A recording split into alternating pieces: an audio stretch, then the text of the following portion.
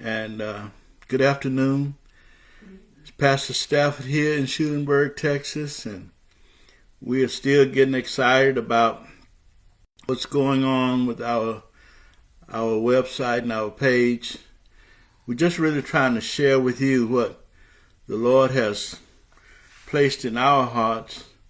And I really believe that He brought me back to Schulenburg so I could spread the word, spread the news about His goodness, especially in this part of the world. So I feel comfortable that I've done my part, because it was a big challenge for me to move back to Schulenburg, move back to a place where when I was growing up, I wasn't really too happy about my future, but God has shown me that He can do whatever He wants to do.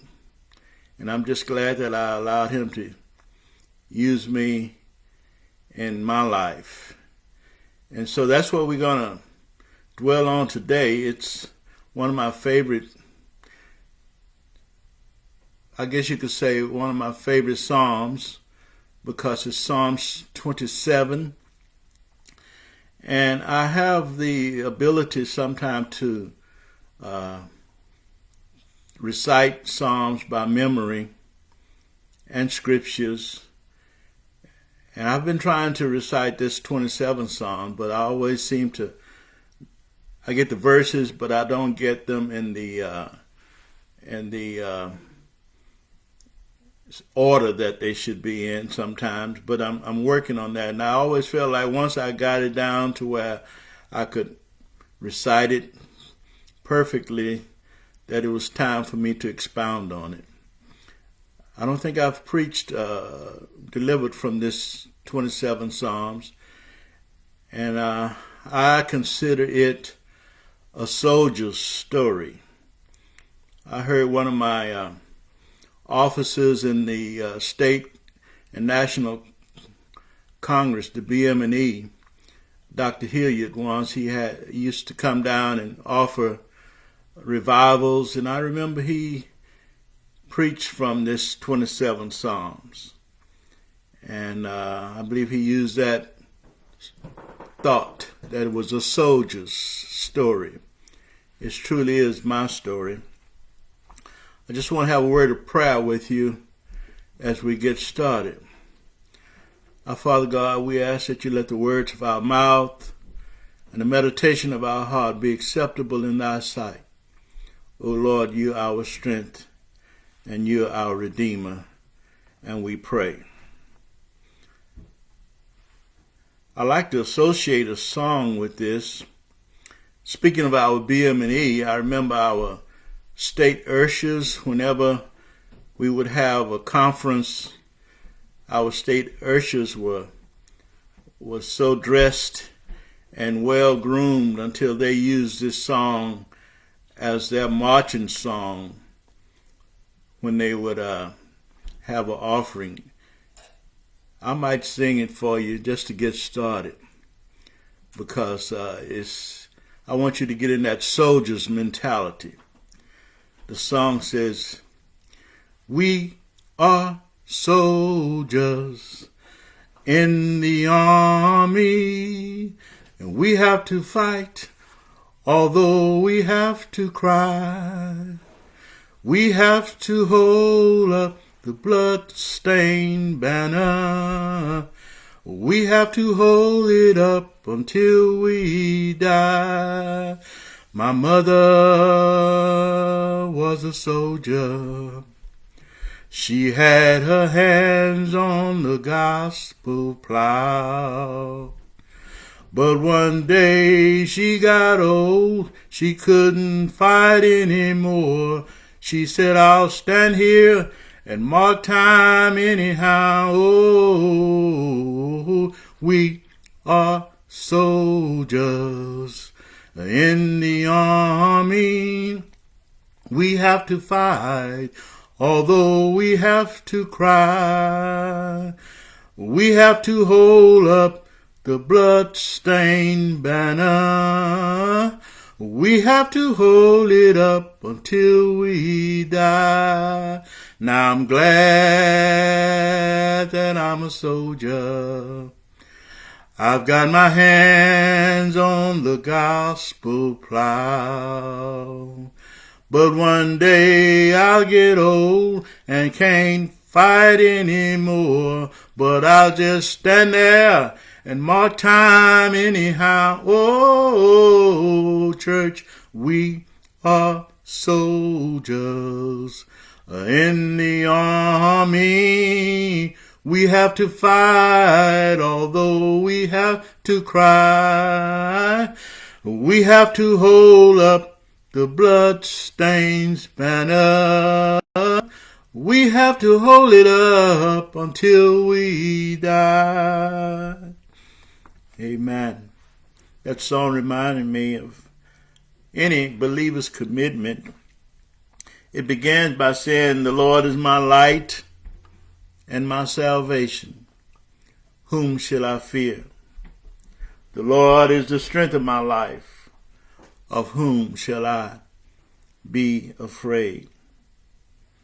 I noticed that about this psalm. It began with, the Lord is, and it ends on the 14th verse saying, wait on the Lord. Be of good courage, it says, and repeat itself, said again, wait on the Lord. Lord, it begins and ends with wait on the Lord. So all the way through the Bible, we are told to fear not. From the Old Testament, all in the New Testament, God tells us to fear not.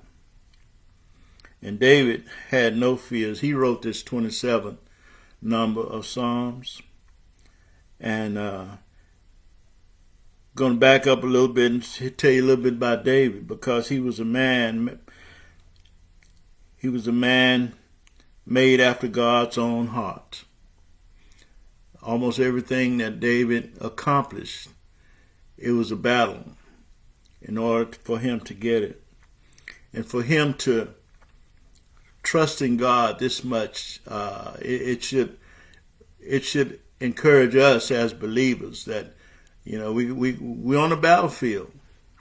We don't fight against flesh and blood. It's not a physical fight. It's against powers and principalities and rulers in dark places. So it's a spiritual warfare that we face. But God has prepared us if you just stay with him. That's why David, he said, the Lord is my shepherd. But here he said, the Lord is my light and my salvation. Whom shall I fear? That's a good question. If you have the Lord on your side, if you're doing his will, if you're doing right, he's got your back. He's going to protect you. He just needs somebody to stand. And this psalm reminds me of that. In number 2, the verse says, when the wicked, even my enemies and my foes, came upon me to eat up my flesh, they stumble and fail. Here we find that David looked sin at one time right in the face, and he asked God to create in me a clean heart, O Lord, and renew a right spirit in me. You remember he wrote that in that 51 number of Psalms when he had sinned. He didn't sin against Bathsheba. He didn't sin against Uriah, her husband. David felt it in his heart that he had sinned against God. And that's the mentality we need to have. When we do God injustice, when we fail as a soldier, he's our commander-in-chief. And we have to, and David had enough experience with God to realize that he had to get his heart right with God. And only God could clean him up. He said, create in me. See, David knew that he created mankind, and he felt a repentant feeling in his heart that he had sinned against God. He knew it wasn't like him as a believer of God, to trust in him that he would do something so sinful. But he knew God, and that's what we need to know. God, he's able to clean us up. He's a God of, somebody said a second chance, then somebody was wise enough to say of another chance. Because I know I have used my second chance over and over. So he's a God of another chance. But you have to trust in him. In verse 3, he said, though a host should encamp against me, my heart should not fear. Though war should rise against me, in this will I be confident. See, like David, we too will face trials and tribulation, storms, but God can and will make your enemies your footstool. Though a host should encamp against me. And then he says in verse 4 of that 27th Psalms, one thing have I desired of the Lord, that will I seek after, that I may dwell in the house of the Lord all the days of my life, to behold the beauty of the Lord, and to inquire in his temple. I asked Celia to help me a lot on. She's just right here by my side, and I had to ask her to let's look at that word dwell and see what is. To dwell is to live or stay continuously as a permanent residence. And that's what David had in his heart. He just wasn't on. He said his desire was, and that's what he would always seek after. And see, we know when we have left God in a spiritual way. We know when we've strayed away too far. He gives us that conscience where we can feel like his presence is not in our heart. And that's what his desire was. And that's what he would seek after. Just dwell in the house of the Lord all the days of my life, to behold the beauty of the Lord and to inquire in his temple. You know, one thing beautiful about God is to be on his side, that there's nothing too hard for him. He has all power. And so sometimes you just need to feel secure. But if you got the Lord on your side, if he is your light and your salvation, you can just knowing that you belong to him and he belongs to you is enough. He says in verse 5, which is significant of grace, he says, for in the time of trouble, he shall hide me in his pavilion. In the secret of his tabernacle shall he hide me. He shall set me up upon a rock. At verse 5, for grace, in the time of trouble, God has already provided a rock for us, and that rock is Jesus. He hides believers behind the cross. And the song said, because he lives, I can face tomorrow. Because he lives, all fear is gone. You see, evil can't manipulate in high places. That's why it's a hell. Hell is deep. It's not high. See, evil can't have love, don't know justice, don't care about morality. And so when we, in the time of trouble, God is able to lift us up, hide us in his pavilion. That's the secret of his tabernacle. The devil can't get to you. The old folks used to say about singing a song, they say, when I hum, said the devil don't know what I'm saying. And so when God hide us in his pavilion, ain't no way the devil, he ain't going to look up. He'll look down, around, and all that. But when God hide us, sometimes we just in the time of trouble, we just need to get off and have a refuge. I think this is what God is doing in this pandemic that's going on. Give us a chance. I enjoy so much. We enjoy so much just looking forward to tomorrow where you got to stay at home again. And we have our chances to still enjoy what's around us, being careful.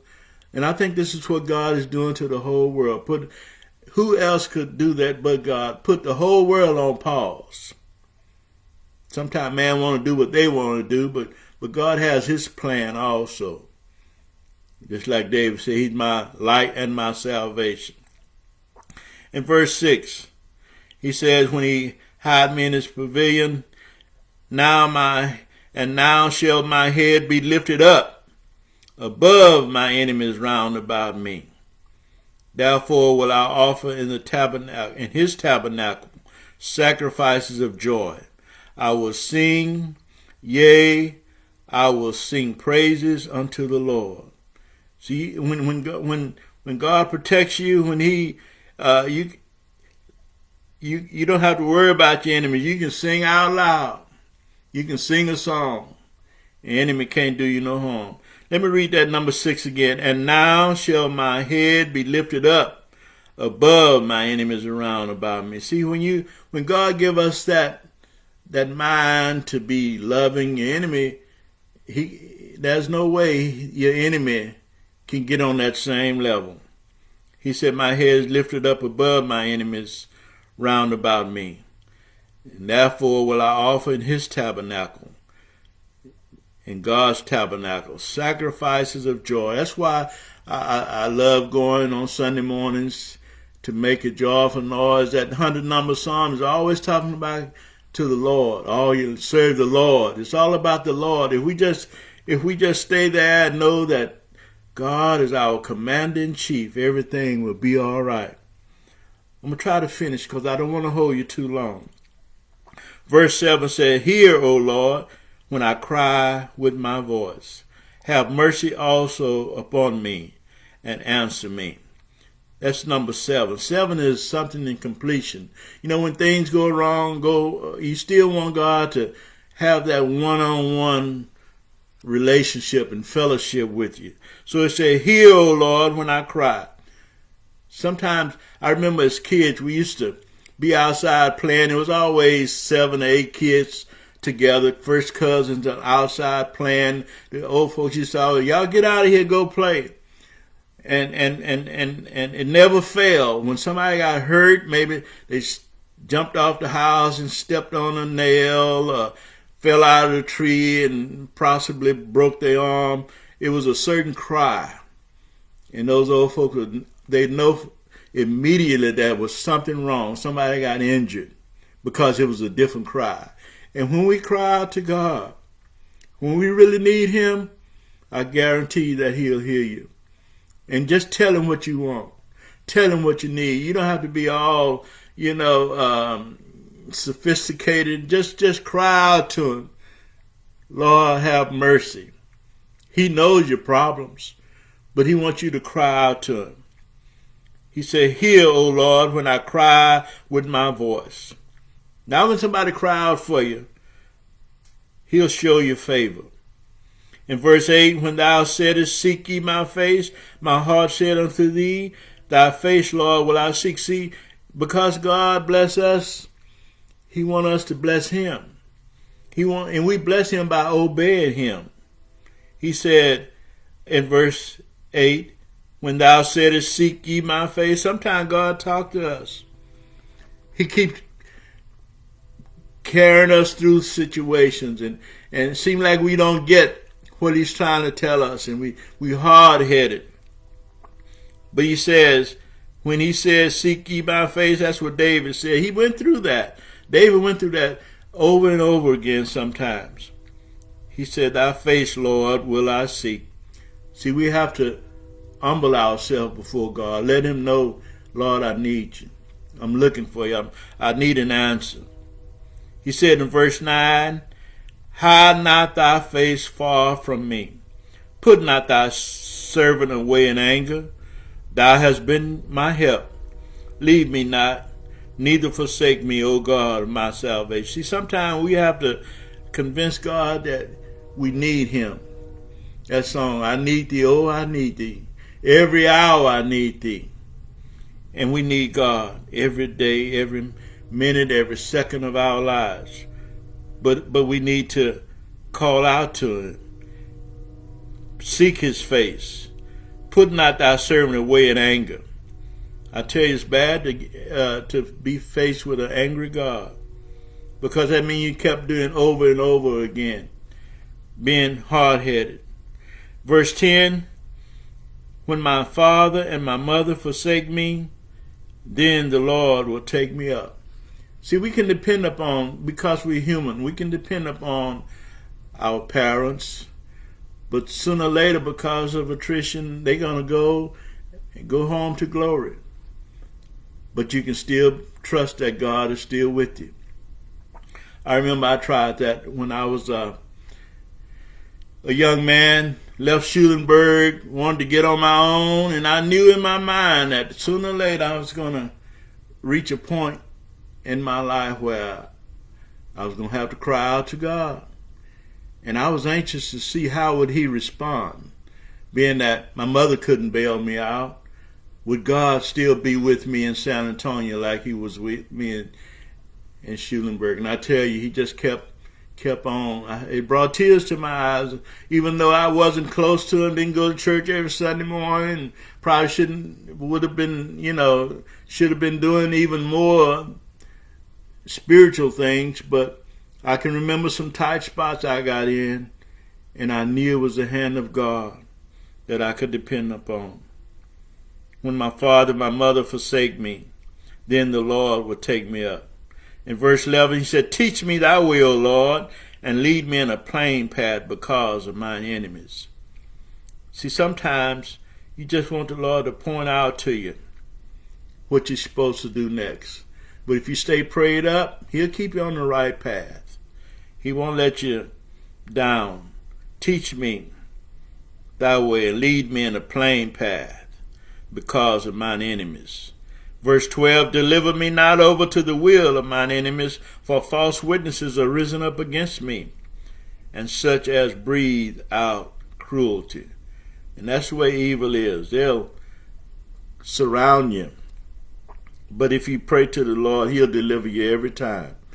This pandemic, we'll get through it. We'll get through it because God has his plan. He has a bigger plan. Verse 13 says, I had fainted unless I had believed to see the goodness of the Lord in the land of the living. And we will. We'll get tired. You know, the scripture in Isaiah said the young man will be weary and the young men will utterly fall. But they that wait upon the Lord, he shall renew their strength. And because they wait upon the Lord, the goodness of the Lord, and I had fainted. And then verse 14, the last verse said, wait on the Lord, be of good courage, and he shall strengthen thy heart. Wait, I say, on the Lord. I had some points I wanted to share with you here. When I left Schulenburg, went to San Antonio, I always prayed and asked the Lord to have my life to where I would do the right thing. And I tell people all the time, my mother might not have had a lot of material possessions that she would leave me monetarily wise, financially, but she always taught us how to have respect and do the right thing. I can remember a job I had. It was at the city water board. And I was reading water meters. And my integrity was questioned. One of the customers had told my supervisor at the city water board that I had a guessed estimation of the reading of the meter because they saw me looking for the meter in the yard. It was on the west side of San Antonio. And they knew that for sure that I didn't find the meter because they was watching me when I was trying to look for it. But they didn't know that after I finished my route, I had turned the car over and I went back after my route and searched diligently for this meter. And it was almost obvious that I didn't read the meter. And a month later, they came into the office and my supervisor was almost sure that they were right, that I didn't read the meter, because they proved to him that they were watching me when I couldn't find it. And so he asked me when I came in on my route a month later, he said, I need you to go out here with me and find this meter. And so I got in the car. He was quiet. You know, I could tell that he was perturbed about something. I had been working there 4 or 5 years, and I was the first black that had a job reading meters, and so I had to represent. I knew I had to represent. That's what inspired me. A lot of the things I did, I was the first black to do it, and so that inspired me to write this book, Am I My Brother's Keeper? Because I knew I would experience things that if I did the right thing, it would help somebody coming along. And sure enough, I went out there and he got to this address, said, I need you to go read that meter. He was really stern. And I went there and I went directly to the meter. It was up against a shrub, and they had covered the meter with some lawn soil and kind of hid the meter. And when I went back and gave him a reading, he was really happy. He said, man, I'm sure glad you found that. He said, those people, they swore that you did not read that meter. He said, I thank you for your honesty and your integrity. And I had a little tear come to my eyes because that's what I was taught to do. My mother used to tell you, just make sure you do the right thing. Because we're soldiers. We are soldiers in the army. We got to fight, although we have to cry. We got to hold up the blood-stained banner. We got to hold it up until we